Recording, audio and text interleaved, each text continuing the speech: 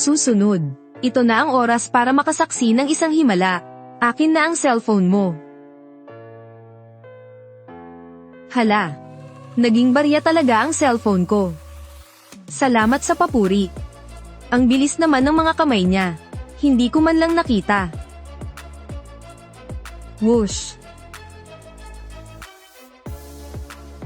Nasaan na ang cellphone ko? Na naging barya na yun. Sira ulo ka ba? Ibalik mo sa akin ang cellphone ko. Paano kung bayaran ko na lang gamit ang kikitain ko sa magic show? Mga bes, nakakaloka. Tinapon ng feeling gwapong lalaking to ang cellphone ko sa ilog. Tatakas ka pa ah. Ang lala naman ito. Nagpakol pero epic fail. Padami ng padami ang mga tao. Miss, kalma lang. Hindi pumalpak ang magic ko. Nahulog ka lang sa patibong ko. Subukan mong buksan ang bag mo. Hala, nandito nga sa bag ko. Ma, may kapangyarihan ba ang kuya na yan? Grabe, ang lupit. At ngayon, para sa huling pasabog natin ngayong gabi. Miss, bumunot ka ng kahit anong baraha. Tanda mo na ba?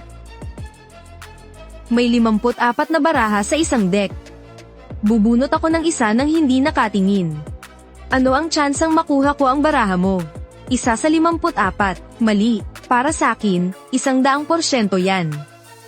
Ito ang baraha mo. Hindi, mali yan. Joker yan eh. Ha ha ha. Pre, ang itsura mo ngayon. Kamukha na nung baraha sa kamay mo. Kuya Pogi, sa totoo lang, sobrang. Hindi pumalpak ang mahika. Nahulog lang kayo sa bitag na matagal ko nang inihanda.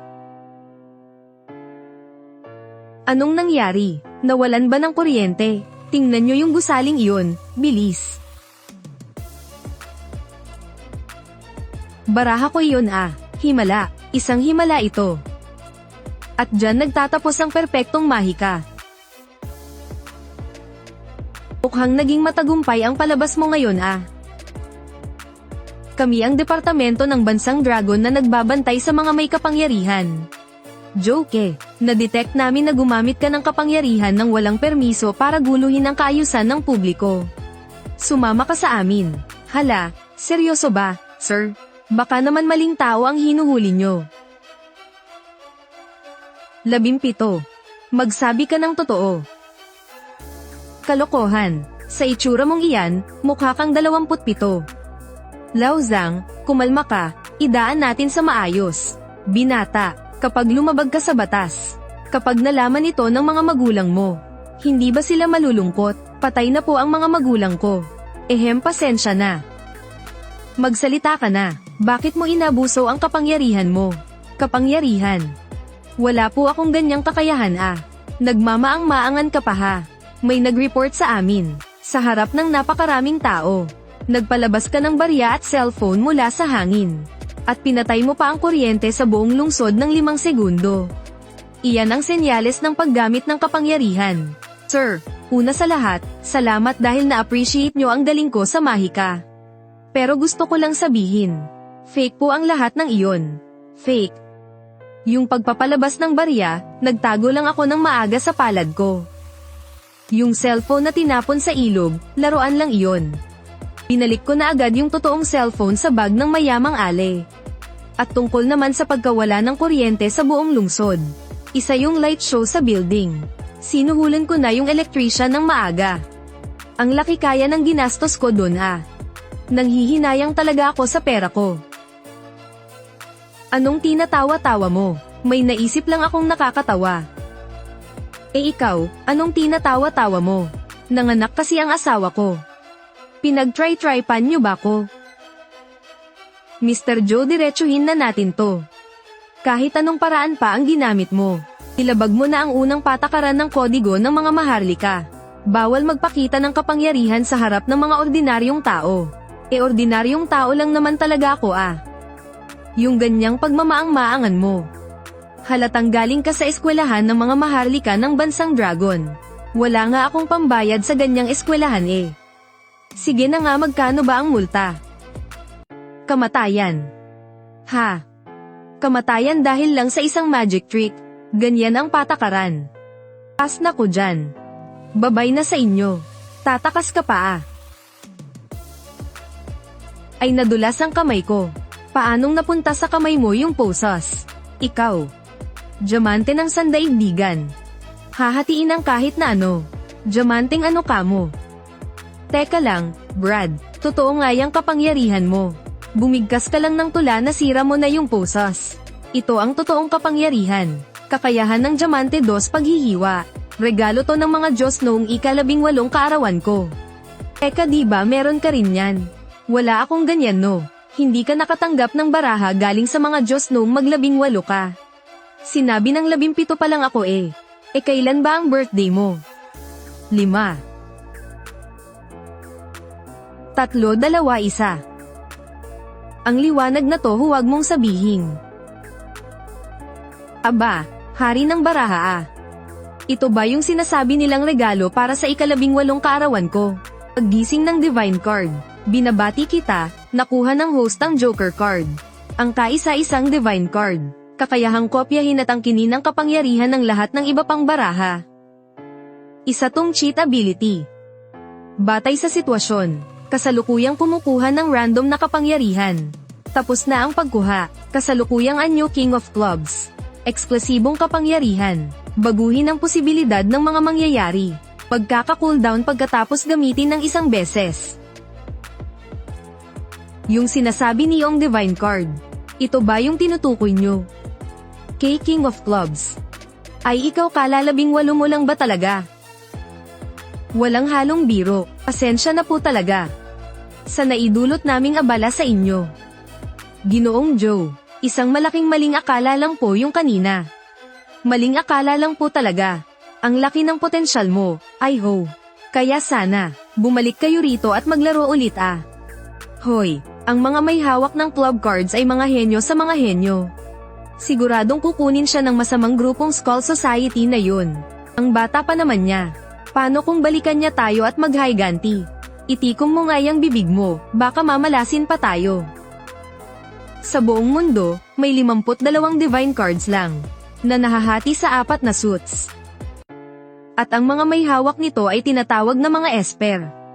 Pero yung club cards, mukhang napakataas ng antas nito.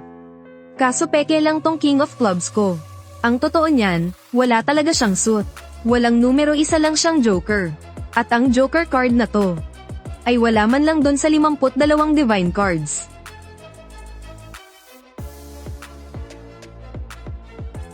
Teka, itong bango sa papel na to, yung babaeng yun. Kailan niya to nilagay rito? Anong iniisip mo dyan, mahal kong host? Hala, nagsalita yung baraha. Itatama lang kita, ako ang Diyos na nagbibigay sa'yo ng kapangyarihan. Pwede mo akong tawaging Joker God. Nasa modernong panahon na tayo ngayon. Dapat tayong maniwala sa siyensya. Ikaw na galing pa sa ibang mundo, kinakausap ako tungkol sa siyensya. Hay nako, sige na nga. E di sabihin mo sakin, paano ba talaga gamitin ang barahang to? Ang Joker ang kaysa-isa at pinakamalakas na banal na baraha. Kaya nitong magbagong anyo sa kahit na ano. Kanina lang, naging King of Clubs ito. Kaya nagkaroon ka ng kapangyarihang kontrolin ang tsansa. Mababago mo ang posibilidad ng mga mangyayari. Ang galing ng kapangyarihang to. Kung gagamitin ko to sa loto, siguradong panalo na ko habang buhay. Ha, mababaw. Sinasayang mo lang ang grasya. Bilib pa naman ako sa aura mo. Tutal mukha ka namang payaso. Gamitin mo nga yung utak mo. Dapat alam mo kung kailan gagamitin ang barahang ito. Para naman mailigtas mo yung sarili mong buhay. Baguhin ang posibilidad ng mga pangyayari, ha? Kakaiba talaga ang kapangyarihang to. Pero kung ganun, isang beses ko lang pwedeng magamit to. Hindi ko to gagamitin hanggat hindi kailangan. Mas mabuting tahimik lang muna ako. Pero hindi ako sisuko. Akademya ng mga banal na baraha. Pakiramdam ko palapit na ko ng palapit sa katotohanan.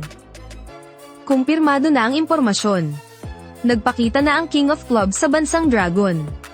Gawin nyo ang lahat, patayin nyo siya. Naiintindihan ko po, ako na ang bahala. Sa wakas nahanap din natin siya. Lahat ng kumakalaban sa Skull Society siguradong mamamatay. Walang ay tatirang buhay kahit pa ang mga natira sa kanila. Magtago ka sa ilalim ng kama. Huwag na huwag kang gagawa ng ingay.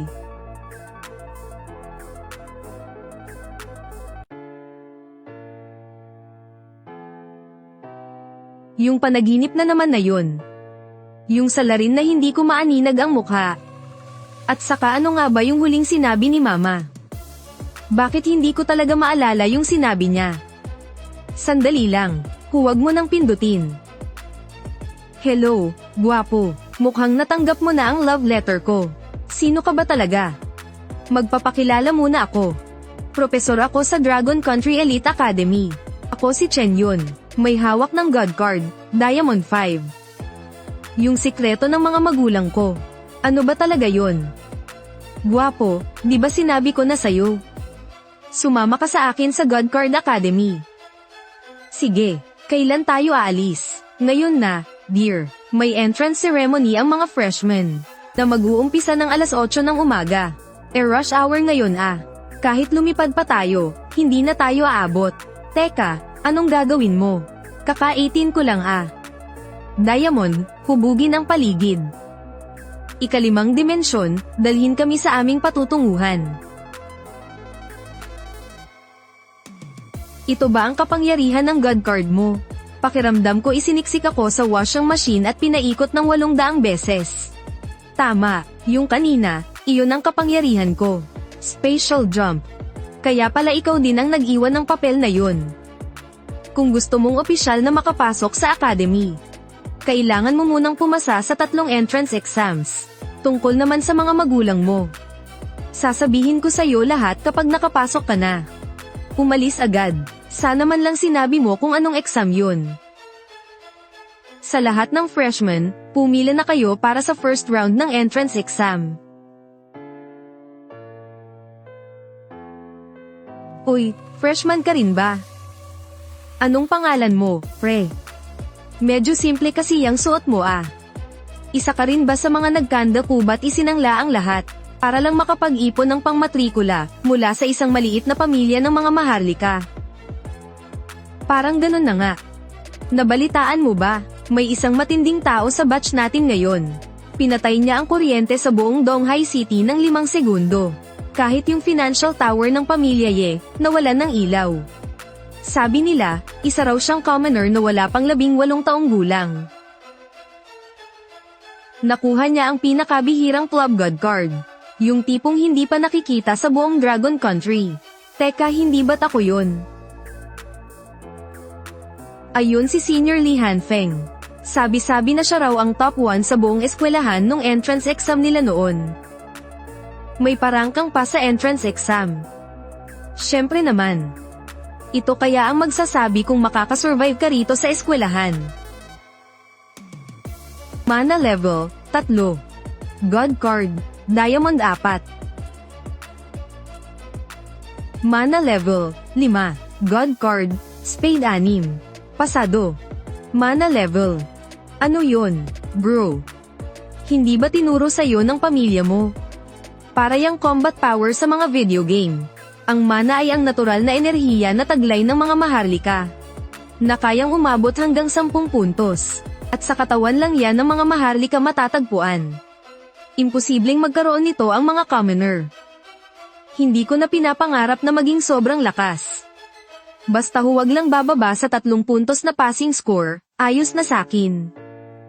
Patay, hindi man lang sinabi sakin ng palpak na babaeng si Chen Yun ang tungkol dito, ah. Isa akong purong commoner, siguradong 0 ang mana ko.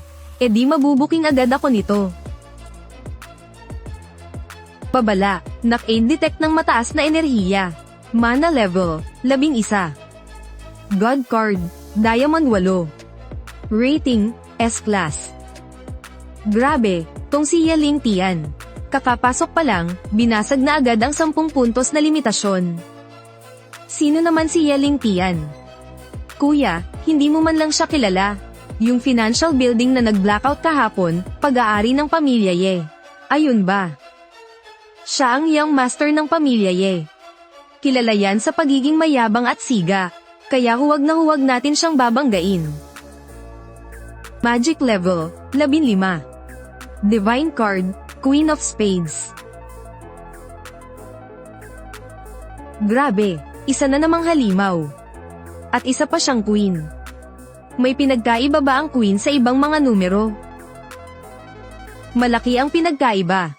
Ang queen, king, at ace ay tinatawag na mga letter cards. Sobra-sobra ang lakas ng mga ito kumpara sa mga number cards. Sabi nila, yung mga pinili lang mismo ng mga Diyos ang pwedeng magkaroon niyan. Ako na. Magic Level 3. Divine Card, 5 of Hearts. Nakakakaba naman yun. Mabuti na lang, pasang awa. Divine Card Academy. Humanda na kayo, nandito na ako. Susunod. Kahit anong mangyari, kailangan kong makapasok sa academy na to. Para malaman ang totoo sa likod ng pagkamatay ng mga magulang ko. Lalaban ako. Magic Level 43. Divine Card, King of Clubs. Pasado. Ay ilan daw? 43. Sira yata ang makina. King of Clubs pa. Saang tago at makapangyarihang pamilya ba galing ang halimaw na yan? Mukhang hindi kayang basahin ng detector ang Joker card ko. Mabuti na rin yun, para iwas gulo. King of Clubs. Ikaw ba yung? Ako si Joke. Galing lang sa simpleng pamilya. Yung nagpa-blackout sa buong syudad kahapon. Ako nga. Hindi nga nakapagtataka-anak siya ng 2 iginagalang na taong yun. Talagang pambihira siya. Magic Power 43. King of Clubs pa talaga. Bihira nga talaga yan. Kailangan kong silipin ang records ng mga freshmen ngayon. Para makita kung may iba pang mga halimaw. Clubs. Matagal-tagal na ring hindi nakakita ang Dragon Nation ng God card na may ganitong suit. Ako si Li Hanfeng, ang presidente ng Black Blade Faction. At iniimbitahan kitang sumali sa amin. Senior. Kasi. Ahaha, ang isang henyong katulad mo ay nababagay lang sa Black Blade Faction. Halika na, pumirma ka na ng kontrata sa akin. Tapos na ang unang round ng pagsusulit. Pinapakiusapan ng mga nakapasang freshmen na pumunta sa Area 2. Pasensya na, senior. Kailangan ko na kasing pumunta sa susunod na round ng pagsusulit Eka, huwag ka munang umalis. Ay pangako mo sa akin, huwag na huwag kang sasali sa ibang mga faction Tol, tama na ang kakatitig. Si Senior Zhu ang Xingyao yan. Ang sikat na ice queen ng campus. Aptitude test ang round na ito. Evaluation lang, walang mai-eliminate. Mauna na ako kita na lang tayo mamaya. Ako si Zhu ang Xingyao. Maraming nag-aasam na makuha ang calling card na to. Pero ikaw lang ang may karapatang bigyan ko nito ng personal. Senior. Medyo delikado yata ang pwestong to Delikado ba? Lugar talaga para maglaro ng apoy ang Crimson Heart Faction. Grabe, sino ba namang makakatiis dyan? Bubunot ng isang random attribute para sa laban.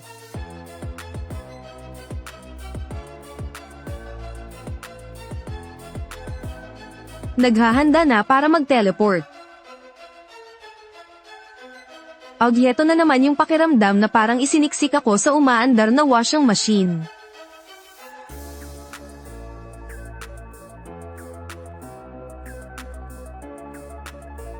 Ito na ba ang exam venue? Tayong dalawa lang.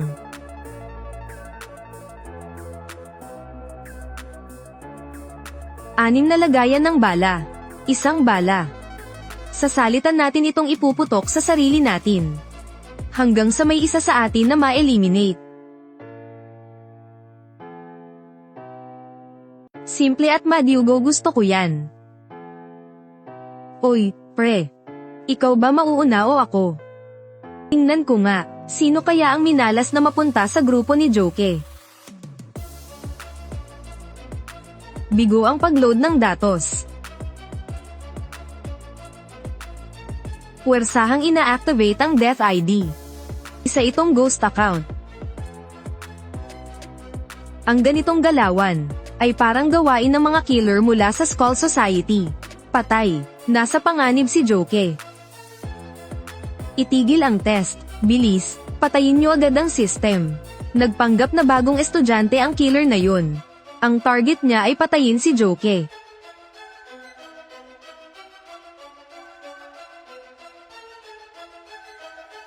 Naging totoo ang mga bala sa loob ng baril. Ako na muna. Ato ng bungo. Ganito na baka hardcore ang mga rebelde ngayon? Ang swerte mo naman, pre. Ang bigat nitong hawakan. Kuhang-kuha ang pakiramdam ng totoong baril. May ibubuga rin pala ang teknolohiya ng eskwelahan. Humukhang hindi pa oras para mamatay. Paghanap ng pulang bagay sa loob ng 5 segundo. Kung hindi, may paputok ulit. 5. 2. 1. Na-detect ang pulang bagay. Kumpleto na ang task. Teka, mali. Ilimitahan ang paggalaw. Nawalan ng kulay ang paligid. Bakit ngayon pa na-trigger kung kailan hawak ko ang baril? Hindi ito isang random na pagsubok. Isa itong patibong na sinadya para patayin ako. May nangialam sa system. Ginamit pa ang exam bilang dahilan. Para palabasin na aksidente akong nagpakamatay dito. Ikaw naman, classmate. Hindi ka man lang nagulat sa biglaang pagsubok Syempre, hindi. Pero ang mamatay ka dito, para sa Shenpai Academy, ay malamang, isang aksidente lang. HMPH. Ang proteksyon sa exam room na to. Sira na, hindi ba? Nagpakahirap pa kayo ng ganito para lang patayin ako. Dami mong Saturday. Katapusan mo na ngayon. Hahaha. Mukhang tama ang hula ko. Kapag tinamaan ako ng bala, mamatay talaga ako. Masama rin ang pagiging masyadong matalino. Kaya pala gusto kang patayin ng taong yun. Tama na ang Saturday. Ikaw na ngayon. 50% ang tsansa. Good luck na lang sa'yo. Hanggang ngayon ba akala mo swertehan lang ang larong to? Nakalimutan mo na ba? Ang patakaran ng baril na to, hindi ito tungkol sa tsansa kailanman. Ang huling putok na to. Ikaw na, huling bala na yan. May mangyayari pa kayang himala. Isa siyang magician. Naniniwala akong gagawa siya ng himala. Puro walang laman ang unang 5 putok. 100% tatamaan na siya ngayon.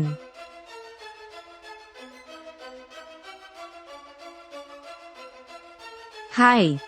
Mamamatay na rin naman ako. Pwede mo bang sabihin sa akin kung sino talaga ang gustong pumatay sa akin? Wala akong sasabihin sa'yo. Kakilala ko siya, hindi ba? At nandito lang sa loob ng eskwelahang to. Mukhang tama nga ang hula ko. Isa lang naman akong simpleng freshman. Bakit may taong desperadong patayin ako? Hey, hindi mo na ba talaga naaalala ang mga magulang mo?